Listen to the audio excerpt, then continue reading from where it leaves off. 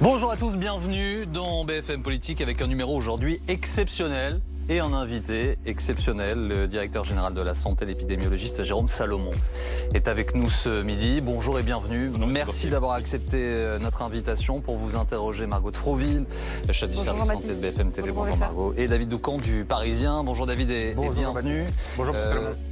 On va commencer avec une règle simple. Vous pouvez retirer votre masque en toute sécurité ici, puisque les normes de sécurité, qu'elles soient de distance ou d'évacuation de l'air, sont optimales. Vous êtes rare dans les médias, Jérôme Salomon, ces derniers temps, alors que les Français se sont habitués à votre visage au tout début de cette pandémie. C'est donc important de vous avoir avec nous aujourd'hui. Vous le savez, les Français sont fatigués, les Français sont perdus, les Français sont exaspérés, parfois même énervés. J'espère que vous allez pouvoir leur donner des réponses précises aujourd'hui aux questions qu'ils se posent. Commençons avec l'actualité. La situation est extrêmement préoccupante, tendue en Ile-de-France. 377, c'est le taux d'incidence dans cette région. Je rappelle qu'initialement, au début de la pandémie, 50 pour 100 000 était la barre d'alerte. 97% de tension hospitalière. Est-ce que l'on peut, Jérôme Salomon, éviter un reconfinement d'Ile-de-France ? Alors, vous l'avez noté, nous sommes vraiment sur une ligne de crête. La situation est complexe, elle est tendue en termes de pression hospitalière. Elle a tendance à se dégrader nettement ces derniers jours.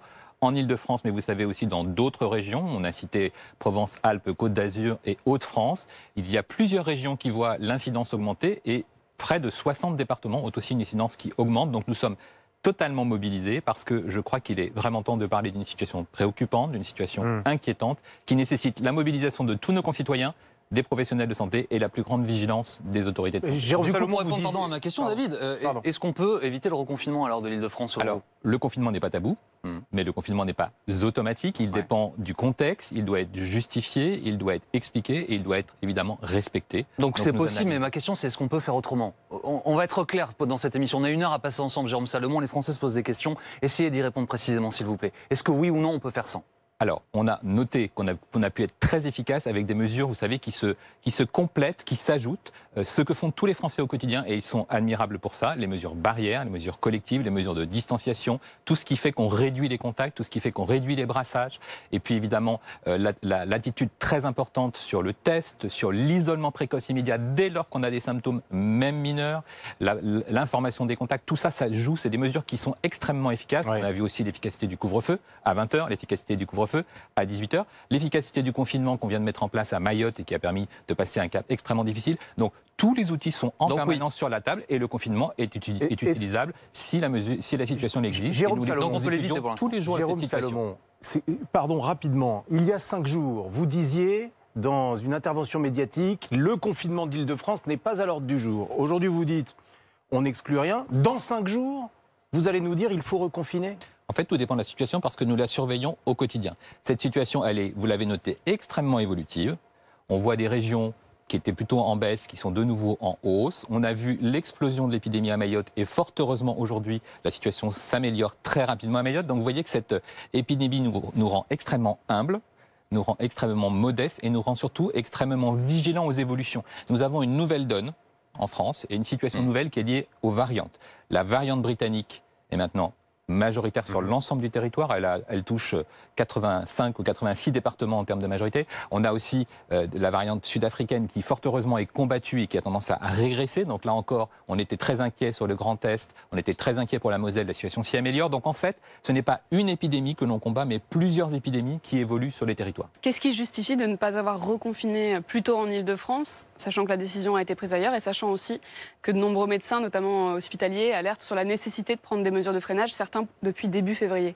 Alors nous sommes évidemment très attentifs aux remontées de terrain, aux remontées des élus locaux et évidemment de nos professionnels de santé puisque nous échangeons avec eux tous les jours. La seule chose, c'est que chaque situation est différente. On avait des situations locales avec ce qu'on appelle des clusters ou des disséminations très importantes autour d'une ville. On l'a vu notamment à Dunkerque, on a vu aussi des situations très préoccupantes au sein des Alpes-Maritimes. La situation en Ile-de-France est encore différente puisque l'incidence est en train d'y augmenter, mais vous l'avez noté, elle y augmente de façon extrêmement homogène sur l'ensemble de l'Île-de-France. Il n'est pas, par exemple, possible d'isoler une ville ou d'isoler un département. Donc à chaque situation, une prise en charge différente. Et évidemment, tous les outils sont sur la table. Et s'il faut confiner, on l'a déjà fait 2 fois, s'il faut confiner, on le fera, en sachant que c'est une mesure difficile pour les Français, c'est une mesure difficile aussi pour les soignants, puisque nous avons en permanence, avec eux, la nécessité de prendre en charge toutes les pathologies aiguës, les pathologies chroniques, les pathologies Covid et non Covid, et les sujets de santé mentale qui nous préoccupent depuis plusieurs mois. Vous parlez d'un reconfinement le week-end ? Alors, tout est possible. Vous l'avez vu, on a fait des confinements le week-end en Guyane, on a fait des confinements le week-end dans les Alpes-Maritimes ou à Dunkerque, et on peut avoir besoin de prendre des mesures plus dures, plus étendues, plus longues, plus fortes, en fonction de l'intensité de l'épidémie qui, comme je vous le dis, évolue de jour en jour. Mais il y a des images qui marquent, qui choquent. Celles de ces patients qu'on transporte, partent de l'Île-de-France pour aller dans d'autres régions. C'est très impressionnant, nos concitoyens ne s'y trompent pas. Avant de vous interroger là-dessus, réécoutons ce que disait le ministre de la Santé, Olivier Véran, à ce sujet. C'était jeudi dernier. D'ores et déjà, nous préparons des transferts importants de patients vers les autres régions qui pourraient avoir lieu dès cette fin de semaine.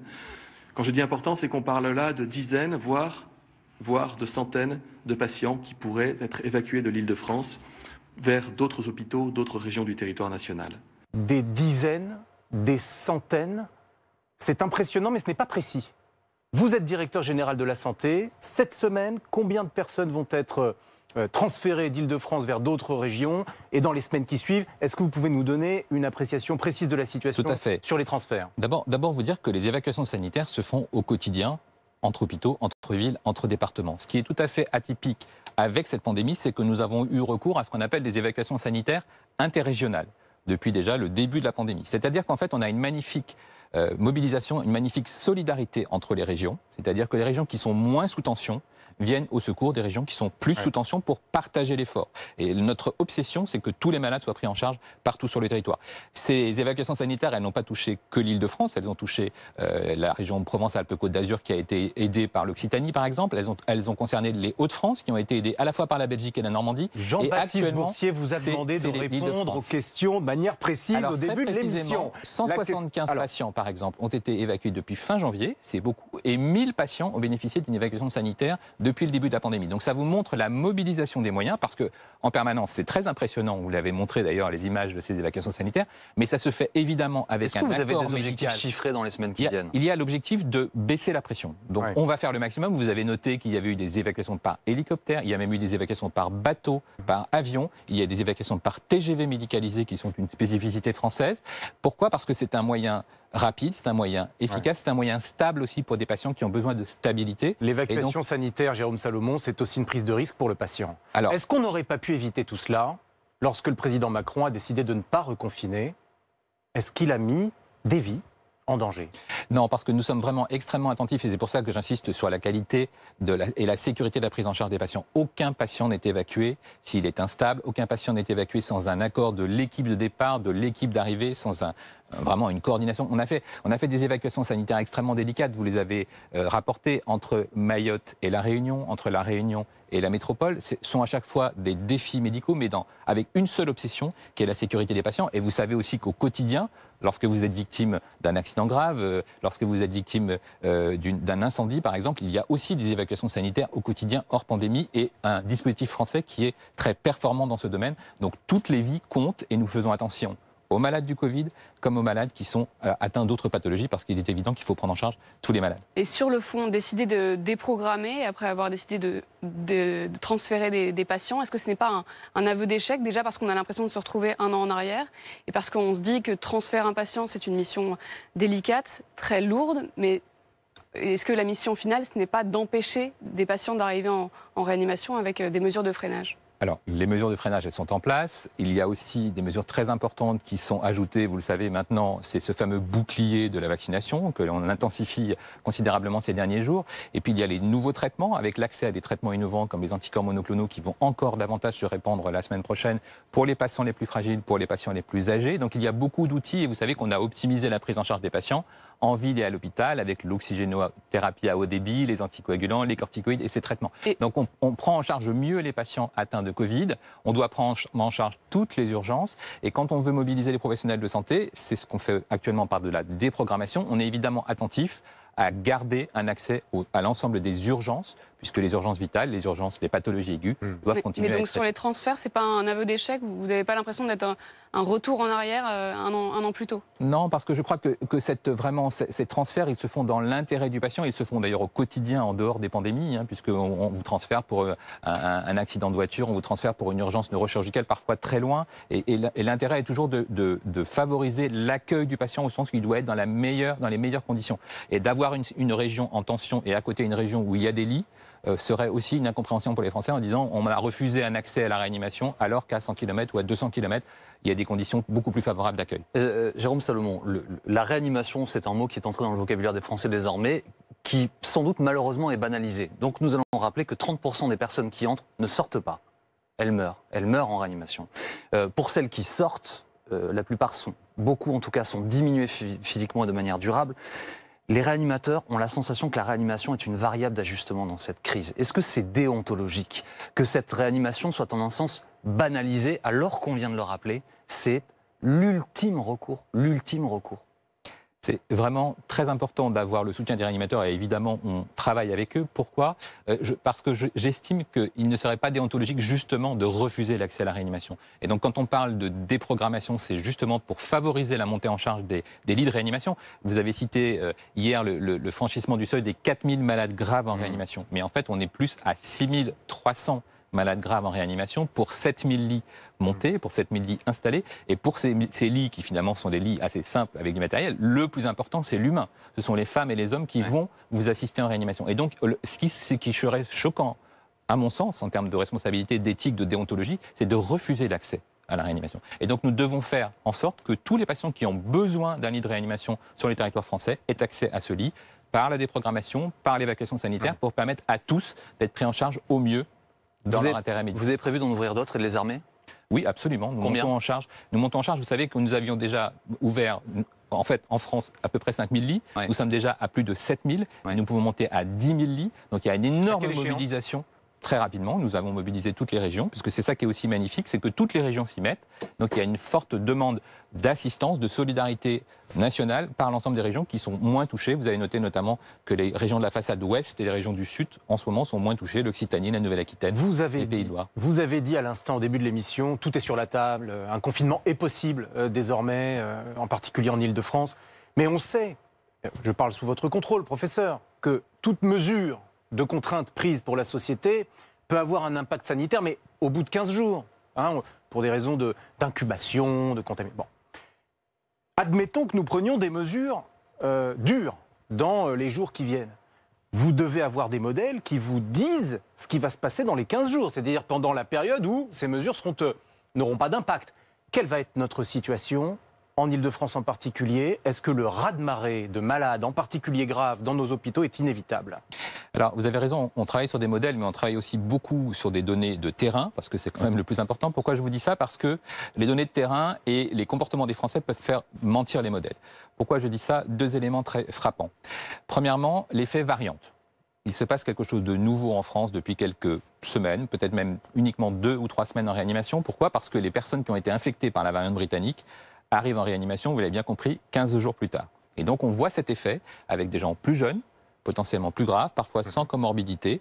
Et ça, c'est un élément très très clair lié à la morbidité particulière de la variante qui avait déjà été décrite par les Britanniques, qui avait déjà été décrite par les Danois et qu'on commence à voir en France. Inversement, et ça c'est une bonne nouvelle, la vaccination dans les EHPAD, la vaccination des personnes âgées de plus de 80 ans a un impact très favorable aujourd'hui puisqu'elle a un impact à la fois sur les décès en EHPAD, sur les clusters en EHPAD et sur la réduction des admissions hospitalières. Vous avez noté par exemple que les admissions hospitalières ne bougent plus beaucoup. Elles sont très stables et ça, ce n'était pas prévu par les modèles. Donc vous voyez qu'il faut qu'on soit aussi très attentif au retour du terrain.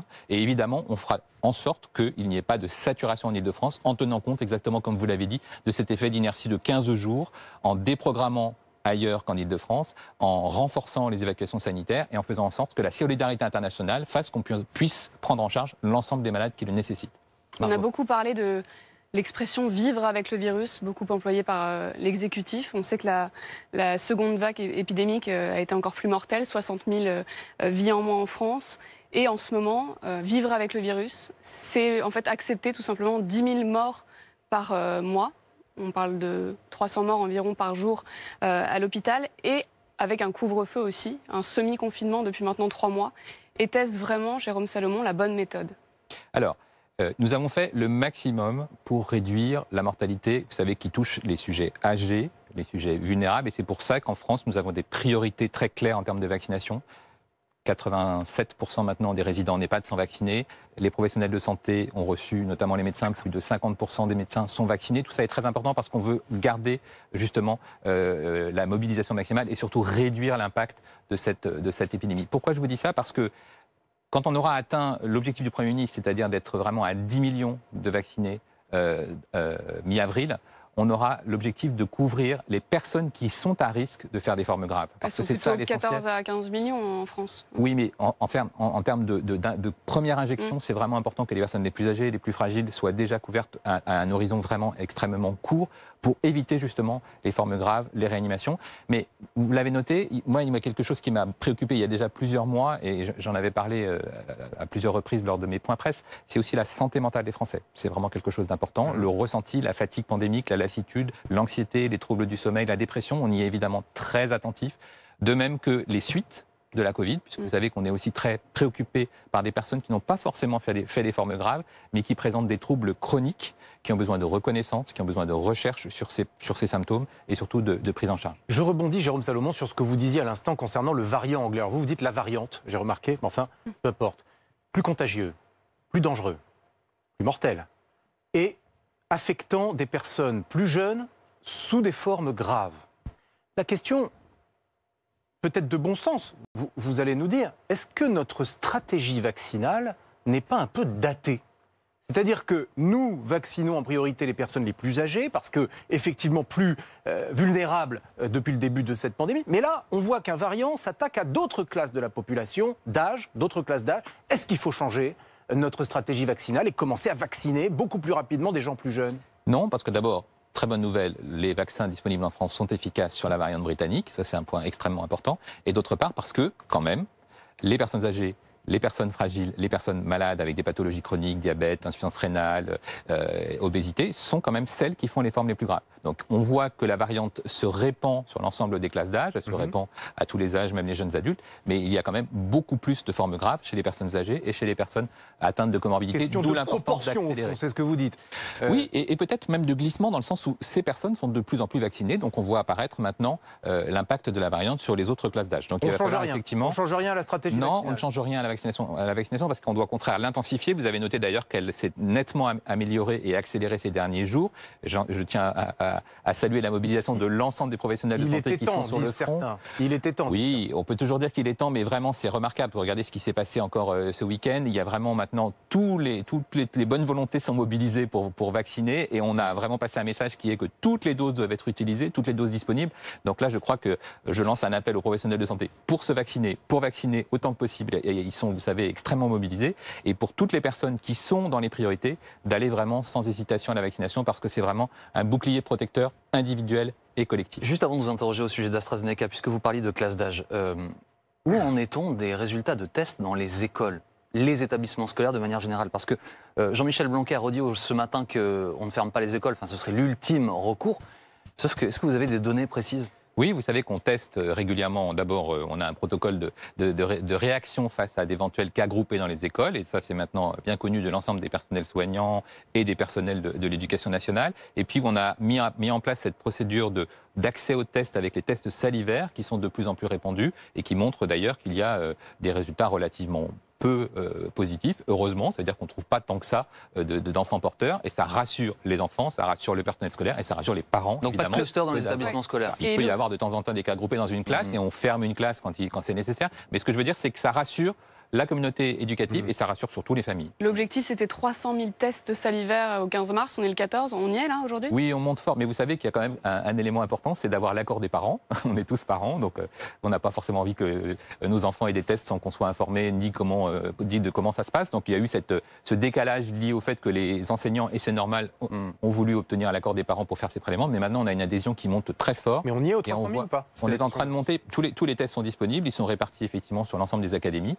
et là, je pense qu'à partir de la semaine prochaine, il y a eu aussi l'effet rentrée scolaire, parce que vous vous souvenez qu'on sort des vacances de février, et donc il y avait encore des académies qui n'étaient pas rentrées. On voit monter en puissance ce dispositif qui est extrêmement performant, puisqu'il est facile à faire et surtout facile à tolérer pour les enfants et surtout très informatif pour les enseignants et pour les familles. Je rebondis sur ce que vous avez dit tout à l'heure. Vous avez employé un mot que j'ai entendu dans la bouche d'autres professionnels de santé que j'ai reçus depuis un an, l'humilité. Pourquoi est-ce que ce mot revient sans cesse? Est-ce que votre connaissance de ce virus, de ces variants, sont, pour dire les choses simplement, suffisants? Les connaissances scientifiques ne sont jamais suffisantes et il faut beaucoup de temps pour les acquérir. Moi, ce qui me frappe, c'est que avec ce virus, on a beaucoup appris sur ses modes de transmission, sur la façon de le diagnostiquer.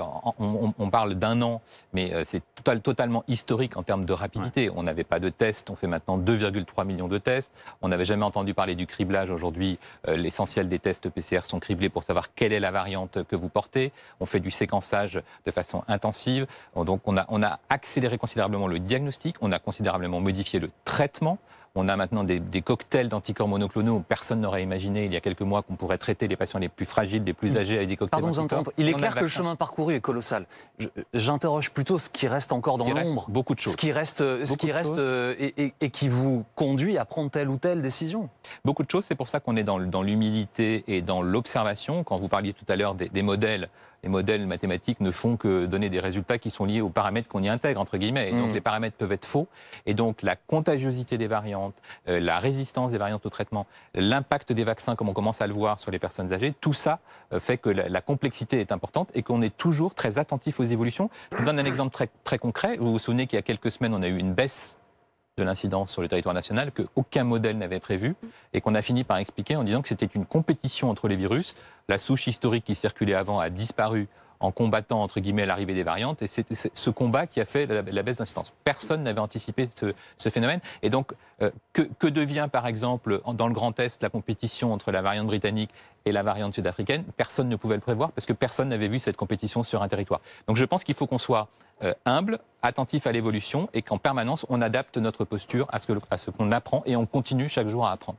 De la même façon, comment vous interprétez le décalage entre la stabilité des hospitalisations conventionnelles et l'augmentation en réanimation? Est-ce uniquement le fait des variants?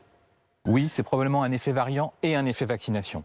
C'est-à-dire que si on n'avait pas eu la vaccination, on aurait eu beaucoup plus de personnes âgées à l'hôpital, comme on l'a eu en première et en deuxième vague. Et heureusement, il y a beaucoup moins de morts, beaucoup moins de cas groupés et beaucoup moins de personnes âgées qui arrivent à l'hôpital. C'est une très bonne nouvelle.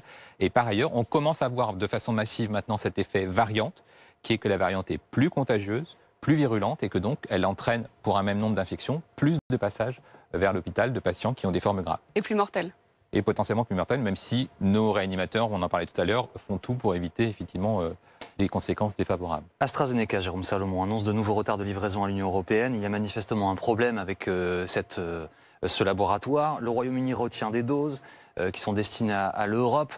Comment fait-on? Pourquoi est-ce qu'on en est là avec ce laboratoire? Est-ce qu'il faut à son tour que l'Europe retienne les doses, par exemple, qu'elle doit envoyer au Royaume-Uni en forme de représailles ou pour se faire respecter? Alors ça sera la décision de l'Union européenne, parce que vous avez noté qu'on a maintenant une démarche totalement intégrée avec l'ensemble de nos pays voisins et de nos amis de l'Union européenne. C'est quand même une puissance de négociation importante, puisque là, on est vraiment dans la relation entre l'Union européenne et les laboratoires pharmaceutiques. On a maintenant un 4e vaccin qui vient d'obtenir son AMM, donc plus on aura un arsenal important de vaccins. Johnson & Johnson. Hein. Voilà, Johnson & Johnson qui vient d'obtenir son autorisation de mise sur le marché. Donc je pense qu'il faut rassurer les Français sur le fait qu'on fait des efforts considérables dans nos relations et dans la pression que l'on met sur les laboratoires pour qu'ils honorent leurs commandes, parce que c'est vraiment très important. Et une fois que les livraisons sont sur le territoire, notre objectif à nous, en tant que spécialistes de santé publique et évidemment tous les professionnels de santé sont mobilisés, c'est d'utiliser toutes les doses. Bon, et alors, qu'est-ce qu'il vaut ce AstraZeneca? Pourquoi je vous pose la question comme ça? Nous avons l'Irlande, ce matin, Islande, Norvège, Danemark, Bulgarie, en Italie, certains lots, des pays qui disent nous on arrête. AstraZeneca, on n'est pas sûr, on le suspecte d'avoir trop d'effets secondaires, les autorités françaises que j'écoute, médicales, disent non, nous on ne constate pas ça. Le doute s'installe, Jérôme Salomon. Qu'est-ce qui vaut ce vaccin? Alors, je voudrais rassurer les Français sur le fait qu'ils ont un dispositif exceptionnel de, comme on dit, pharmacovigilance, c'est-à-dire de surveillance des vaccins. Pourquoi? Parce que tous les professionnels de santé en France peuvent signaler. Et les citoyens français peuvent aussi signaler un effet secondaire d'un produit de santé, mais en particulier d'un vaccin. C'est un portail de signalement. Tous les citoyens peuvent signaler. Donc il y a vraiment un impératif de transparence. On a les données. On a les données remontent, elles sont analysées. Parce que première question, c'est est-ce que cet effet secondaire est lié ou pas au vaccin? Première enquête. Deuxième question fondamentale, est-ce qu'il y a plus de cet effet secondaire chez les vaccinés que chez les non-vaccinés? Donc, quand on parle notamment de maladies thromboemboliques. Et troisièmement, est-ce que si cet effet secondaire est avéré, ce qui n'est aujourd'hui pas le cas, est-ce que ça modifie la balance bénéfice-risque? Alors, aujourd'hui, le bénéfice. Quelles sont les réponses? Alors, les réponses, elles ont été apportées par l'Agence nationale de sécurité des médicaments qui a fait un point encore hier soir. Pour elle, le signal n'est pas corrélé aujourd'hui à ce lot ou à plusieurs lots d'ailleurs qui circulent en Europe. Deuxièmement, il n'y a pas plus de maladies thromboemboliques chez des sujets vaccinés que chez des sujets non vaccinés, ce qui est rassurant. Et troisièmement, et c'est le message principal, la balance bénéfice-risque est extrêmement favorable au vaccin. C'est-à-dire qu'aujourd'hui, le bénéfice d'être vacciné quand on a 80 ans, quand on est diabétique, quand on est obèse, et donc on est protégé contre l'infection, est considérablement plus important que les effets secondaires, qui appartiennent d'ailleurs à toute la classe des produits de santé. Les pays que je viens de citer sont en pleine psychose? Alors, ils ne sont pas en pleine psychose. Ils ont une démarche un tout petit peu différente, qui est une démarche de suspension, non pas de la campagne, mais de suspension éventuellement du lot, dans l'attente des résultats de l'expertise. Mais on a quand même tout un partage européen de données, puisque l'ensemble des pays mettent leurs données en commun au niveau de l'Agence européenne du médicament. Donc on a énormément de données. Les données françaises sont totalement transparentes, elles sont accessibles sur le site de l'Agence du médicament. Et donc tous les Français peuvent regarder tous les vaccins, puisque les effets secondaires sont signalés pour l'ensemble des vaccins, et notamment les 3 dont on dispose actuellement. Et le quatrième, vous l'avez évoqué, c'est le Johnson & Johnson, ou Janssen, qui a eu son feu vert par la Haute Autorité de Santé vendredi. Quand on peut espérer la première injection en France, et en quoi le fait qu'il soit uniquement administrable en une seule dose peut en faire un élément clé de la stratégie vaccinale? Alors, vous l'avez dit, il y a effectivement maintenant l'autorisation de mise sur le marché est donnée, donc ça va aller très vite. Maintenant, la balle est dans le camp de l'industriel, puisque maintenant il faut qu'il livre et qu'il honore les commandes qui sont importantes au niveau de l'Union européenne. Et pour la France, normalement c'est dans un mois, donc on les attend évidemment avec impatience. C'est un vaccin de plus, c'est un vaccin très confortable effectivement, puisque vous avez vu que la logistique est beaucoup plus simple en termes de conservation, et surtout il n'y a plus qu'une seule injection, ce qui change évidemment beaucoup pour l'organisation, puisque les Français étaient inquiets de savoir quand est-ce qu'ils auraient leur deuxième rendez-vous. Inquiet aussi de savoir s'ils étaient protégés ou pas après la première injection. C'est des questions que tous les patients nous posent. Donc là encore, une seule injection avec une efficacité importante. Sauf que là encore, des livraisons beaucoup moins importantes prévues? Non, simplement on attend maintenant les doses pour le mois d'avril. En fait, en avril, il va y avoir vraiment beaucoup plus de doses, d'où l'importance d'être tous mobilisés. Un, côté professionnels de santé qui vont être les effecteurs de cette campagne, et deux, du côté des candidats à la vaccination, que j'encourage évidemment à se présenter à la vaccination. Justement, au sujet de la mobilisation, David. Oui, pour cette vaccination, le gouvernement a fixé des objectifs. C'est Jean Castex qui les fixe. On réécoute le Premier ministre. On s'est fixé, vous l'avez entendu, un objectif national de 10 millions de primo-vaccinations le 15 avril. Je ne désespère pas qu'on le dépasse. Mais il vaut mieux être prudent, d'autant que vous avez vu que les laboratoires nous font parfois quelques misères dans le respect des délais de livraison. Donc il faut s'adapter. 10 millions de premières injections à la mi-avril. Est-ce que vous vous y engagez ? Oui, il faut le faire, et nous allons même peut-être faire plus. Enfin, je pense qu'il faut faire le maximum d'injections.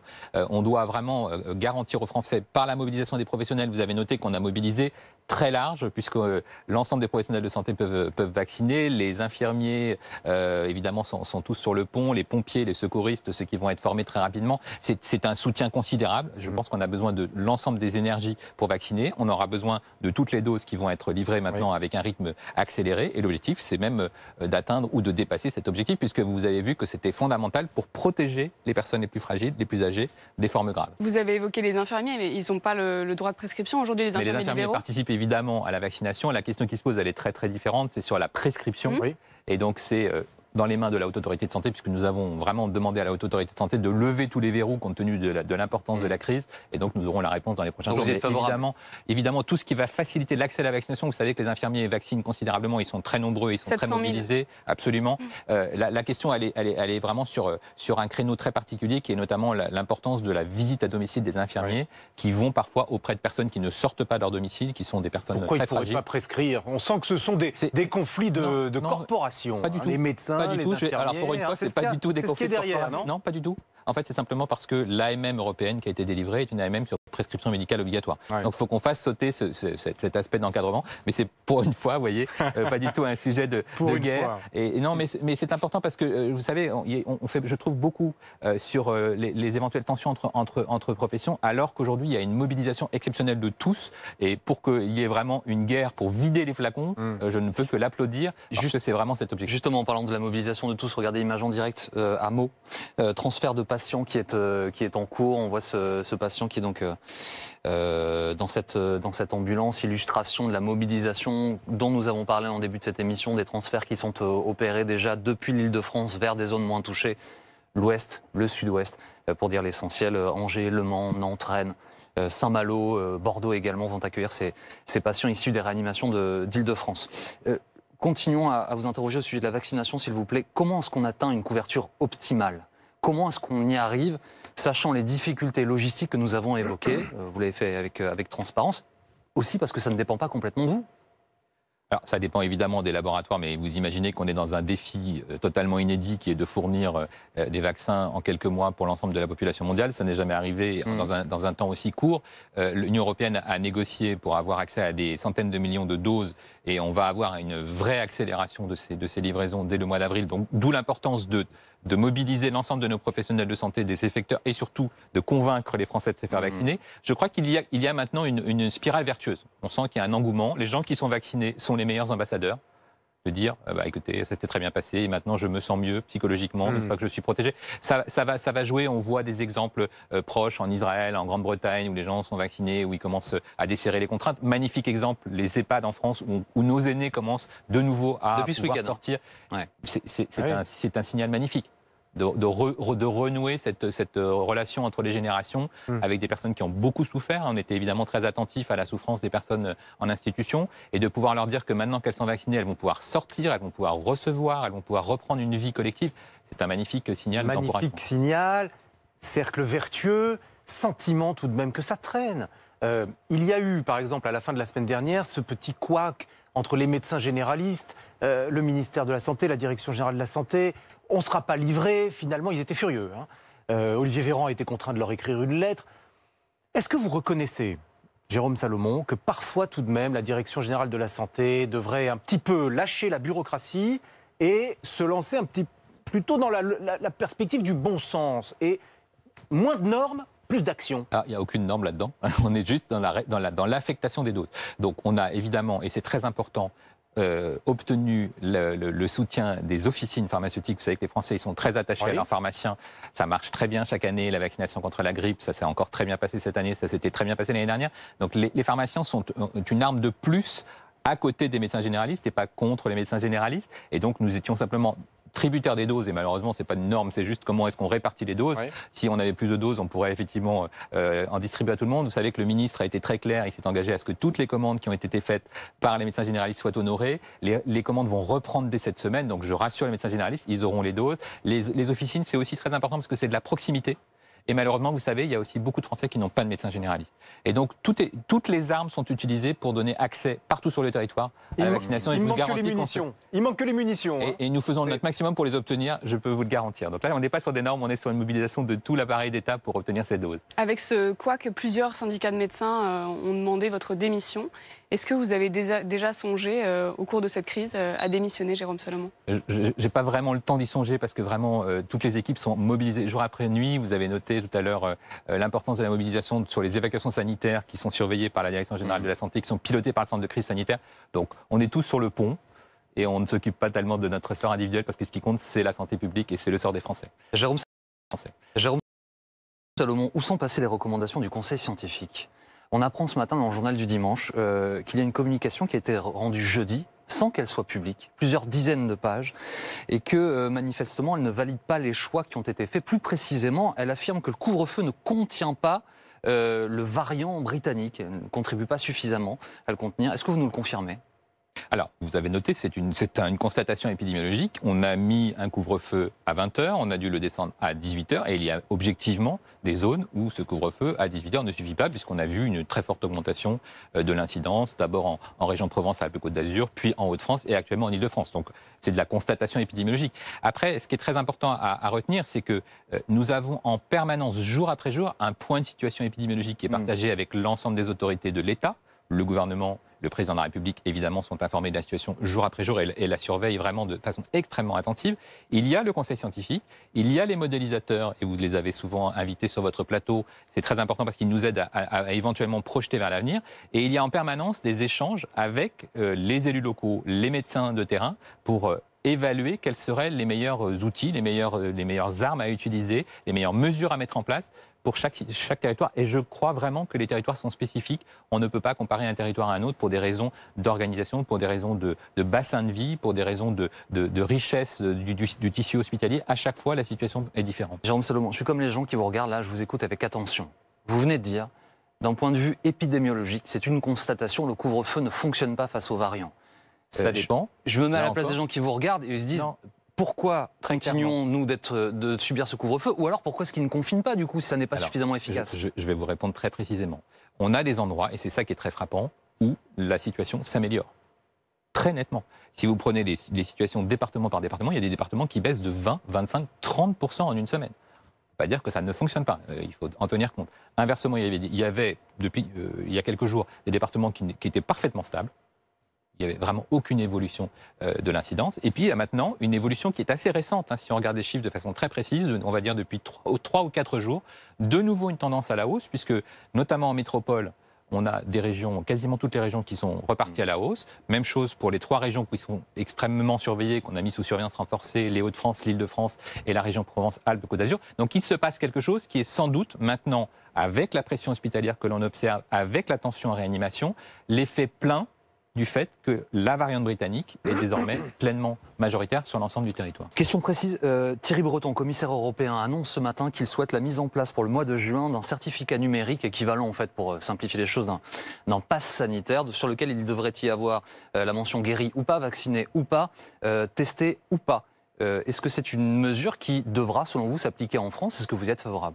Nous y travaillons parce que de toute façon, on voit bien qu'aujourd'hui, on vous demande de plus en plus d'attester de résultats de tests quand vous passez un certain nombre de frontières ou peut-être un jour quand vous allez développer un certain nombre d'activités collectives. Même chose, et c'est déjà le cas, on vous demande un certificat de vaccination quand vous vous rendez dans des zones où les vaccinations sont obligatoires, même quand vous vous rendez en Guyane. Et donc, il faudra qu'on puisse attester assez facilement d'un résultat de test PCR ou de votre attestation de vaccination. Donc je pense que ces éléments officiels doivent pouvoir être portés par un document qui soit un document notamment électronique, même si tous les Français ne sont pas forcément équipés d'objets. Et ça, on pourra l'envisager à partir de quelle couverture vaccinale? Alors, d'abord, la question va se poser assez vite des conditions que l'on offre aux personnes qui sont totalement vaccinées, parce que ça va se poser assez vite. Il y a des gens qui ont eu les 2 injections et qui vont se poser la question. Donc évidemment, maintien des gestes barrières, mais réflexion en cours sur un certain desserrement des contraintes pour ces personnes. Et puis, vous savez que maintenant, pour voyager, on va vous demander de plus en plus souvent cette attestation de vaccination notamment. Et donc, il faut qu'il y ait une démarche européenne, puisque les Français sont évidemment tout le temps dans l'espace européen en particulier pour bouger. Et donc, ils doivent présenter Vous dites desserrement des contraintes pour les gens qui sont entièrement vaccinés. Vous avez aujourd'hui, professeur, la certitude que lorsqu'on est vacciné, on ne contamine plus les autres? C'est des éléments très importants qu'on acquiert, là encore, acquisition de connaissances au fur et à mesure, puisqu'on ne savait pas ce qu'allait donner le vaccin au fur et à mesure. On a des très bonnes nouvelles et plutôt des très bons résultats scientifiques. Vous savez qu'on avait les tests en phase 3 et maintenant on a ce qu'on appelle la vraie vie. On voit que ce vaccin est aussi efficace dans la vie réelle sur des millions de personnes vaccinées, notamment en Angleterre et en Europe, avec une réduction des formes graves, avec une réduction des formes mineures et avec une réduction du portage. Donc ça, ce sont des éléments très importants. Alors, ça n'empêche pas qu'on va être très attentif et qu'on ne va pas envoyer des signaux étranges de dire vous arrêtez tout et quand vous êtes vacciné, vous pouvez faire n'importe quoi. C'est évidemment pas ça. Mais il va falloir qu'on commence à vivre avec des personnes vaccinées qui vont avoir, là encore, des questions sur les gestes barrières, sur leur capacité à voyager, sur leur capacité à avoir des activités collectives. Une réponse rapide, s'il vous plaît. On en est où des autotests? Ils sont commercialisés en vente libre au Portugal, au Royaume-Uni, en Allemagne notamment. Chez nous, c'est pour quand? Cette semaine. Donc cette semaine, on pourra aller... Autorité de santé. Où est-ce qu'on pourra les acheter? Ça va être assez facile d'accès, parce que le principe de l'autotest, c'est justement qu'on puisse l'avoir en famille. Donc supermarché? Alors, peut-être en supermarché, ou en tout cas en officine, si c'est le plus facile, mais ça va être très facile à organiser. Moi, la vraie question, et c'est important pour moi, c'est l'évaluation scientifique.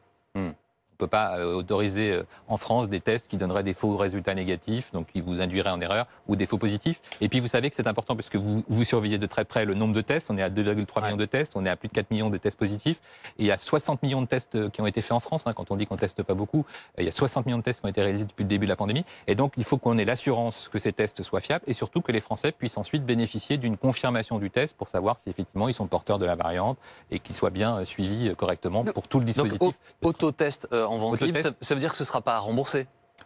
Tout s'étudie, parce que là encore, tout dépendra des conclusions de la Haute Autorité de Santé. Donc l'idée, c'est qu'on ait un accès facile aux tests, et vous avez noté que la France est le seul pays d'ailleurs où les tests sont totalement pris en charge. Donc d'ici la semaine prochaine, on saura si c'est remboursé ou pas. Et quand c'est positif, on doit faire un test PCR derrière? Alors en fait, la vraie question, c'est... on va se rassurer avec cet autotest. On peut même en faire régulièrement. Les Allemands proposent d'en faire une fois par semaine, en famille par exemple, ou avant d'aller voir les Britanniques aussi à l'école. Exactement, donc c'est un outil de plus. La vraie question, c'est comment est-ce qu'ensuite on déclenche, vous savez, le dispositif de tester, alerter, protéger, pour avoir, le suivi de la personne, donc son enregistrement, et d'autre part, s'assurer que du côté de l'assurance maladie, on a bien le dispositif du contact tracing, parce que si on ne prévient plus vos contacts, c'est un vrai problème, de même qu'il faut qu'on s'assure aussi que votre isolement, vous savez qu'on a renforcé l'isolement, qu'on a fait des visites à domicile, que votre isolement, lorsque vous êtes positive, est bien contrôlé, est bien accompagné par l'ensemble du dispositif social et psychologique. Jérôme Salomon, le gouvernement finance la recherche sur les anticorps monoclonaux, ça avance manifestement. Absolument. Ce sera disponible quand et avec quels effets? Alors il y a déjà des anticorps monoclonaux qui sont disponibles, il y a déjà des patients qui ont été traités par des anticorps monoclonaux. On avait beaucoup de surveillance et beaucoup de prudence, on va dire, parce que c'était des anticorps avec une seule molécule, donc on avait une petite inquiétude de surveillance sur le risque de sélectionner des variantes sous ce traitement, qui est un risque théorique mais qui nécessitait d'être vraiment contrôlé. À partir de cette semaine, on va avoir des anticorps en cocktail, c'est-à-dire plusieurs molécules en même temps, qui sont encore plus efficaces. Et ça, c'est vraiment une spécificité française, que l'accès précoce à ces traitements très innovants, qui, je vous le rappelle, sont destinés aux personnes très immunodéprimées, aux personnes âgées avec comorbidité et aux personnes très âgées. Donc on va pouvoir le faire en ambulatoire, retour à domicile après la perfusion. Donc c'est une vraie avancée, là encore, très rapide dans le champ de la thérapeutique. Et c'est vraiment une volonté du président de la République et du gouvernement et du ministre que d'avoir très vite ces molécules innovantes pour les patients les plus fragiles. Sauf que jusqu'à présent, le seul qui soit autorisé avec une autorisation temporaire d'utilisation n'a pas fait ses preuves d'efficacité seul. Comment vous l'expliquez ? Alors, parce que justement, on était sur des conditions d'utilisation compliquées, puisqu'on avait cette inquiétude qu'un anticorps monoclonal seul sélectionne et donc favorise l'émergence d'un variant chez quelqu'un déjà très fragile. Donc il y avait des conditions d'encadrement qui étaient particulièrement lourdes pour le patient et pour l'équipe médicale, puisqu'il fallait une hospitalisation, etc. Là, on est sur un traitement précoce qui peut se faire en 1 heure, avec un maintien à domicile, avec beaucoup moins de risques et probablement une efficacité renforcée. Donc c'est une très bonne nouvelle qu'une nouvelle thérapeutique qui peut maintenant bénéficier aux malades les plus fragiles. La recherche française, a priori, était en retard dans cette course contre le virus. Où en est-on? Que pouvez-vous nous dire? Sanofi en est au 2e candidat vaccin, c'est ça? Absolument. C'en est où? Alors, vous savez, en fait, ce qui est important, et c'est peut-être difficile à comprendre, c'est qu'il y a les vaccins qui sont immédiatement disponibles, qui sont ce qu'on appelle les vaccins de première génération, et puis il y a les vaccins qui vont avancer, qui vont évoluer, qui vont ensuite s'adapter, probablement aux variantes, probablement à l'immunité, parce qu'on ne sait pas encore ce que donne l'immunité d'une population qui a été vaccinée par 2 doses dans 1 an, dans 2 ans, dans 3 ans. Faudra-t-il faire des rappels, par exemple? Et donc le fait d'avoir une diversité de vaccins est une très bonne chose, puisque les vaccins ne sont pas les mêmes, ils ne réagissent pas de la même façon. Donc si on n'est pas prêt là, ce que vous voulez nous dire, c'est que si on est prêt dans 1 an, ça servira. Absolument, et c'est le cas pour d'autres pathologies où on a vu des vaccins être plus performants, évoluer, répondre aux questions qui se posent au fur et à mesure. Donc il faut rassurer les Français sur le fait que, évidemment, la recherche française est totalement mobilisée, depuis les start-up jusqu'aux très grands groupes, avec les institutions publiques et les institutions privées. Il y a beaucoup de choses qui se font. Peut-être qu'on ne le fait pas suffisamment savoir. On aurait voulu pouvoir dire cocorico davantage. C'est un peu le pays de Poulidor, quoi. Bon, vous nous dites, ça sera utile, mais on arrive en 2e. Qu'est-ce qui s'est passé? C'est quoi le problème avec la recherche française? Pas ajouter de moyens? Est-ce que les gens n'ont pas travaillé dans de bonnes conditions? Je crois vraiment que la recherche française, si vous le regardez objectivement, il y a énormément de publications scientifiques. Il y a peut-être des enjeux d'échange entre la recherche, on va dire, fondamentale et la recherche appliquée. Il y a le lien entre les chercheurs et l'industrie. Tout ça est interrogé. Il y a aussi le fait qu'aujourd'hui, la recherche française n'a plus beaucoup de sens. C'est la recherche européenne, puisque vous savez que tous nos chercheurs travaillent en collaboration avec l'Europe. Donc je pense qu'on n'a pas à rougir de l'investissement de la recherche française dans le champ de l'épidémiologie, dans le champ du diagnostic, dans le champ des startups qui ont été remarquables de réactivité. Donc peut-être qu'il ne faut pas justement trop être dans le franco-français, parce qu'aujourd'hui la recherche elle est mondiale, elle est européenne et tout se fait en collaboration. Et je peux vous dire qu'il y a quand même de très grands scientifiques français qui sont mobilisés depuis le début et avec des productions tout à fait intéressantes. La vaccination est beaucoup avancée par l'exécutif dans l'espoir d'avoir une vie plus normale, peut-être à la mi-avril. Est-ce que vous partagez cette échéance? Alors, il faut dire aux Français que plus nous aurons une immunité collective élevée, moins le virus pourra circuler. C'est aussi simple que ça. Sur 100 personnes, s'il y en a 20 qui sont immunisées, 30 qui sont immunisées, 40 qui sont immunisées, le virus se retrouve avec 40 obstacles à sa circulation. C'est aussi simple que ça. Et donc, plus le nombre de personnes immunisées sera élevé, moins le virus arrivera à circuler. Donc c'est une très bonne nouvelle. Et comme nous allons massifier, intensifier, accélérer encore la vaccination en mars, parce que là on va en fin mars et en avril, et donc il faut encore 15 jours après la vaccination pour être immunisé, on aura un impact de la vaccination qui sera beaucoup plus important. Sauf que l'objectif, c'est 10 millions de primo-vaccinés dans un mois. Donc est-ce qu'on peut vraiment desserrer les taux avec 10 millions de premières injections ? On s'adaptera, mais il y aura des jours meilleurs de toute façon. Et on voit bien qu'on a des évolutions progressives et qu'on a quand même des armes de plus en plus efficaces. On n'a pas insisté beaucoup sur les tests, mais on a quand même maintenant cet accès au criblage, cet accès au séquençage, l'identification précise des cas. Il y a un message très important qu'on ne répète pas assez, c'est l'isolement immédiat de toute personne positive. On a ce réflexe, quand on travaille, de se dire j'ai 35 ans, j'ai 40 ans, j'ai un peu de symptômes, mais je vais quand même aller travailler. C'est un très mauvais réflexe, parce que c'est là qu'on a beaucoup d'interactions sociales, c'est là qu'on va déjeuner avec des collègues, c'est là qu'on rencontre beaucoup de gens. Et donc c'est vraiment un réflexe qu'il faut maintenant modifier. Ça marche pas. D'ailleurs, le gouvernement ne parle plus trop dans les points presse du jeudi, la partie isolée. Elle est cruciale. Oui, mais c'est pour ça que je profite de votre antenne pour le dire, parce que c'est vraiment un point qui a l'air évident et qui est le plus efficace en termes de maladies contagieuses. Mais qu'est-ce que vous pouvez faire pour que enfin les gens s'isolent ? Alors, le président de la République avait écarté l'idée d'obliger. Alors, l'obligation est compliquée pour des raisons. Voilà, exactement. Mais c'est vraiment fondamental de faire, parce que les Français comprennent énormément de choses. Ils ont vraiment beaucoup appris et beaucoup modifié leur comportement, et vraiment on peut les en remercier. Et il manque ce petit réflexe. Pourquoi ? Parce qu'en fait ils ont un réflexe d'engagement, de se dire 38,5, je m'en sens pas très bien, je vais quand même aller travailler. Ce qui est finalement un bel engagement. Mais dans ces conditions, parce que l'on est bien et parce qu'on en a beaucoup de contacts, il faut justement se retirer quelques jours. Pardon Jérôme Salomon, mais au-delà de l'engagement des Français, il y a aussi un principe de réalité. C'est que s'isoler lorsque l'on vit dans 120 mètres carrés dans une ville, qu'on en a les moyens, c'est facile. Lorsqu'on est avec 3 générations en banlieue d'une grande ville, dans un tout petit appartement, c'est une réalité. D'où le dispositif d'accompagnement qui est très fortement monté en charge, très important. On peut avoir un accompagnement social, on peut avoir des livraisons de repas, on peut même être hébergé à qui on demande à l'hôtel. Dites-le aux gens qui nous regardent. Alors, tout est organisé par l'assurance maladie, puisque vous savez que l'assurance maladie vous contacte immédiatement. Très rapidement. Parfois, les gens sont très surpris parce qu'ils disent je viens de faire le test, j'ai eu le coup de fil de l'assurance maladie. Donc ça prouve que c'est efficace et je les en remercie. Il y a combien de gens dans ces hôtels ? Il y a combien de gens aujourd'hui dans ces hôtels ? Alors, pas très nombreux, parce que justement ils demandent des soutiens plutôt à domicile, et ça peut se comprendre en disant effectivement j'ai des enfants, est-ce qu'on peut s'occuper des enfants, est-ce qu'on peut livrer les repas ? Mais tout ça est très important. Vous pouvez même avoir des visites à domicile pour vous aider à mettre en place l'isolement. Et ça, c'est vraiment fondamental. Il ne faut vraiment pas hésiter à le demander, parce que c'est une... Il y a le dispositif, mais personne s'en sert. Non, le dispositif est utilisé. Il y a beaucoup de gens qui demandent des visites. Après, effectivement, comme vous l'avez dit, il y a des personnes qui n'en ont pas besoin. Mais je pense que vraiment, il faut tout faire pour que cet isolement se passe dans les meilleures conditions. Vous avez dit tout à l'heure, il y aura des jours meilleurs. Beaucoup de professionnels les attendent avec impatience, et depuis de très longs mois maintenant. Où en est-on des protocoles de mise en place de réouverture ? Je pense évidemment aux restaurants, aux cafés, aux musées, au théâtre, au cinéma. Vous avez vu que les théâtres sont de plus en plus nombreux à être occupés aujourd'hui en signe de protestation. Que pouvez-vous dire à ces professionnels ? Alors, d'abord, vous avez parlé des professionnels qui sont mobilisés depuis des longs mois. J'en profite puisque vous parlez de ces professionnels. D'abord, pour saluer toutes les personnes qui ont été victimes de cette pandémie, parce que vous savez qu'on a parlé des séquelles, on a parlé de la santé mentale. C'est vraiment un sujet qui me préoccupe beaucoup. Même chose pour les professionnels.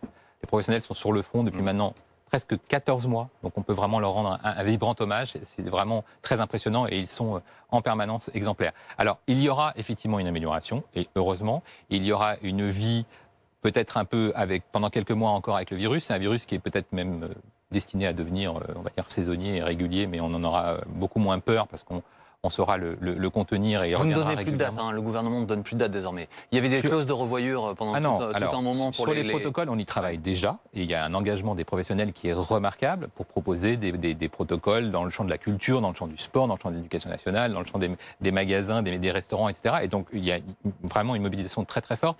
Ce que vous avez vécu, et d'ailleurs il y a encore eu des exemples récents, c'est tout ce qu'on a appris sur les distances, sur le masque, sur l'aération des locaux, sur les contrôles préalables. Donc on a beaucoup progressé, et on voit qu'aujourd'hui on maîtrise les conditions sanitaires qui permettraient de réouvrir des lieux collectifs dans des bonnes conditions, parce que c'est quand même ce que demandent les Français.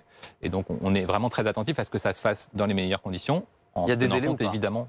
Les délais vont dépendre de la situation épidémique, on ne peut pas dire autrement. Mais c'est toujours l'objectif, 5 000 cas par jour, c'est toujours l'objectif ? Alors, le 5000 cas par jour, à mon sens, n'a plus beaucoup de sens, dans le sens où c'était une situation nationale. Et on voit bien aujourd'hui que la situation n'a plus beaucoup d'homogénéité nationale. Il y a des départements où il y a quasiment plus de cas, et d'autres qui sont vraiment avec des épidémies intenses. Donc tout va dépendre effectivement de la situation locale, de la relation d'ailleurs avec les élus locaux qui demandent parfois un desserrement des contraintes et d'autres qui sont au contraire très inquiets de la situation. Donc ce seront des réouvertures régionales ? Pas forcément, mais on peut très bien imaginer, et on le fait déjà, d'avoir des protocoles tests. Vous avez vu qu'on valide un certain nombre d'événements culturels tests. Et je pense que ça va aider les Français à accompagner cette réouverture, à valider des protocoles, à se rendre compte du professionnalisme des personnes qui veulent tester les protocoles en direct avec eux pour démontrer leur sérieux et pour démontrer qu'ils travaillent en étroite collaboration avec les autorités sanitaires. Ils vont avoir lieu, ces concerts tests ? Absolument, oui, on y travaille depuis longtemps avec les professionnels et ce qui s'est passé encore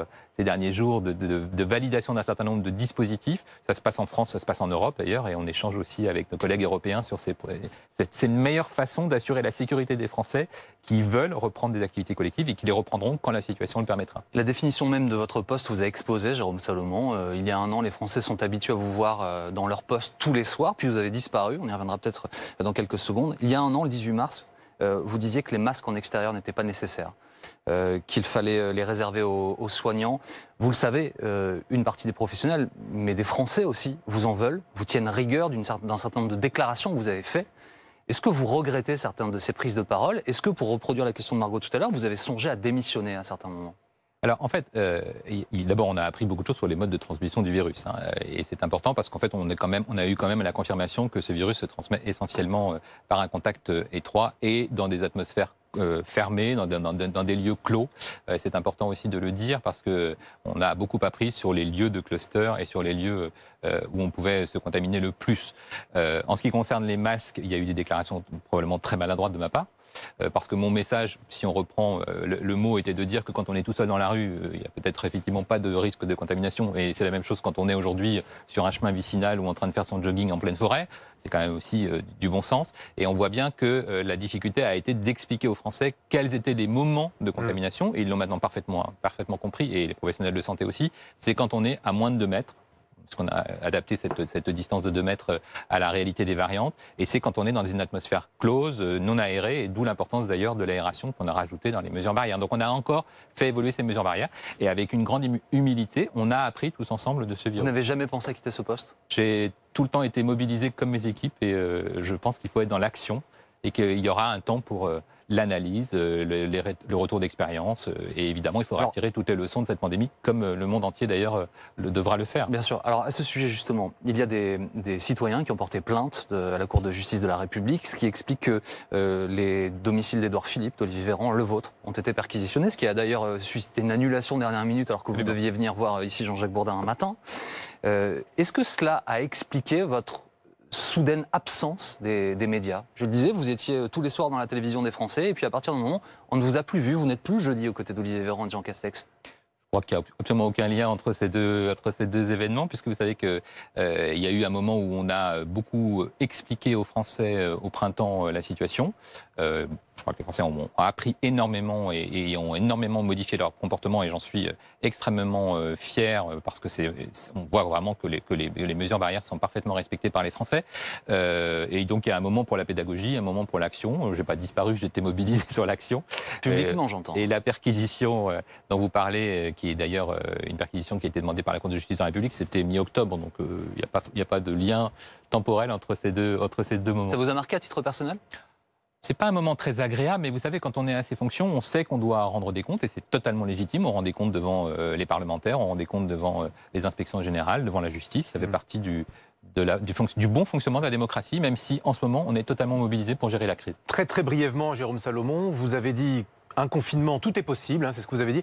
Vous avez connaissance d'un conseil de défense aujourd'hui, demain Vous savez, il y a des conseils de défense toutes les semaines, depuis maintenant presque un an. Mais là, est-ce qu'il y a une accélération ? Alors, les conseils de défense, ils sont toujours sous la présidence du président de la République, mais il n'y a pas un trou entre 2 conseils de défense, et c'est ça que j'avais envie d'expliquer aux Français, c'est qu'il y a un travail quotidien avec les élus, avec les professionnels de santé, avec les ARS, avec les préfets, pour savoir comment évolue leur territoire. Et vous avez noté que tous les soirs, on vous donne des résultats qui évoluent chaque jour. Et donc, en fonction de ces situations, il y a des interactions avec l'ensemble des acteurs, avec le ministre, avec le gouvernement. Ça tombe quand, quoi? La décision, elle tombe quand on pense qu'il faut la proposer au président. Et le président prend sa décision très vite, puisqu'il est vraiment extrêmement mobilisé sur la crise. Il connaît l'ensemble de la situation de façon remarquable. Et donc, il écoute beaucoup, il lit beaucoup, il consulte beaucoup depuis toujours.